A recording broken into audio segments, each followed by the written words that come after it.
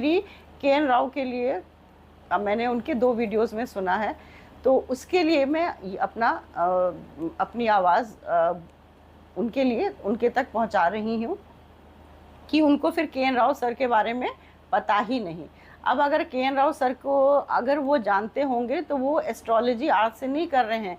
मैं जानती हूँ, मेरी लाइफ में कम से कम 40 साल में आराम से बोल सकती हूँ, मैंने उनको देखा है एस्ट्रोलॉजी करते हुए। वो टेलीग्राफ लेन में रहते थे और he is a class 1 officer, Indian audit account service के पर्सनल हैं। उन्होंने कभी एक पैसा एस्ट्रोलॉजी के लिए नहीं लिया है। वो अपने ऑफिस से आते थे, अपने जो हमने दिल्ली में देखा है, मैंने अपने एक कमरा उन्होंने बनाया हुआ था, उसमें झमघट लगा के एस्ट्रोलॉजर्स को सभी आमंत्रित थे, उनसे एस्ट्रोलॉजी डिस्कस करते थे, अपने विचार देते थे, लोग पूछने भी आते थे और वो सबको बड़े प्यार से वो थर्मस में कॉफ़ी बना के रखते थे और सबको कॉफ़ी और चाय पिलाते थे। और वो एस्ट्रोलॉजी में पूरे डूबे हुए थे, पहले अपनी नौकरी करते थे और वो एस्ट्रोलॉजी उसके बाद एकदम मतलब दिल से और सबसे अपनी ये साइंस करते थे। तो मुझे नहीं लगता है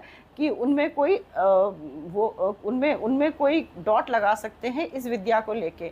और दूसरा ये मानना चाहिए कि वही एक व्यक्ति थे जो एस्ट्रोलॉजी को घर घर लाए। वही एक ऐसे थे जिन्होंने एक एस्ट्रोलॉजी स्कूल शुरू किया, लोगों को पढ़ाया और बताया कि एस्ट्रोलॉजी सिर्फ ऋषि मुनि या कुछ ब्राह्मण के लिए नहीं है, ये आम पब्लिक भी इसको पढ़ सकता है, सीख सकता है। तो उसी के नाम पे उन्होंने भारतीय विद्या भवन में उन्होंने ये एस्ट्रोलॉजी का इन्होंने स्कूल शुरू किया था। और इसमें अगर आप शुरू में पढ़ने जाते तो बहुत ही अच्छे एस्ट्रोलॉजर्स, जब के.एन. राव सर वहाँ पे थे तो बहुत ही अच्छे एस्ट्रोलॉजर्स, बहुत ही पढ़े लिखे और बहुत ही ज्ञानी एस्ट्रोलॉजर्स, और बहुत मिनिमम फीस में, कुछ भी नहीं, हम लोगों को उन्होंने पढ़ाया।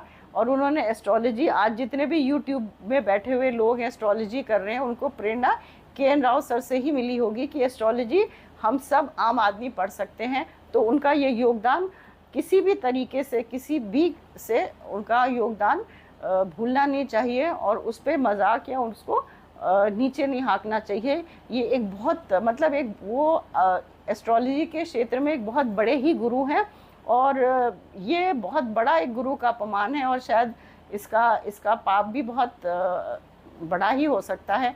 एक तो वो उन्होंने निस्वार्थ ये साइंस करी है और आज से नहीं, मुझे तो लगता है वो बचपन से करते आ रहे हैं और किसी से पैसा नहीं लेते हैं प्रेडिक्शन देने के लिए।